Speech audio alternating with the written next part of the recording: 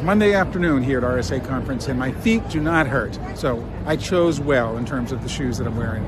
I wanted to recap on one session that I went to. It was called Beyond Zero Trust, Continuous Validation for Modern Enterprise Security. And the title was a little bit of a misnomer. So the two folks who presented, bless their hearts, right? They are security engineers at LinkedIn, and they led the team that created an internal zero trust implementation with a few mandates in place, or a few principles of making it open source based, so vendor neutral. And it was interesting. It was, first of all, I felt it was a little bit off target in terms of the title, right? It was not Beyond Zero Trust. It was very much them telling the story of how they built this internal system at LinkedIn using zero trust and meeting zero trust principles.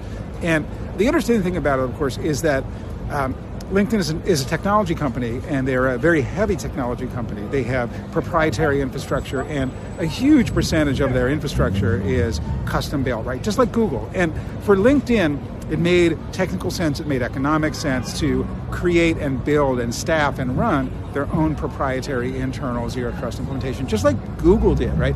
Now, Google built BeyondCorp before there were really commercial implementations available. But the interesting thing is that for the vast majority of enterprises, 99.9%, it would not make sense, right? The calculus wouldn't make sense to fund and staff and build a proprietary custom internal zero trust implementation. It's much, much better decision to utilize commercially available commercially available zero trust platforms that are supported by vendors, where the vendors innovate, et cetera. So it's a very different calculus for a team at LinkedIn versus at the standard enterprise. So it was interesting to get that perspective. And I think that the two engineers there, did share some good stories about incremental rollout and some techniques that they did for slowly deploying the implementation and enforcement of these access policies. For example, they use split DNS so that a small percentage of users will be directed toward the new access method, and the vast majority would go toward the standard traditional access method,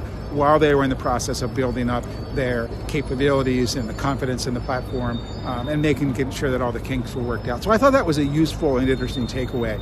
Even if for the vast majority of enterprises, they're not going to follow the same pathway and build their own custom implementation, their custom platform for zero trust. So it's still early. It's only 4:30 here, so I've got more meetings, and I'm going to hit the show floor and talk to a couple of vendors. That's it for now. Thank you.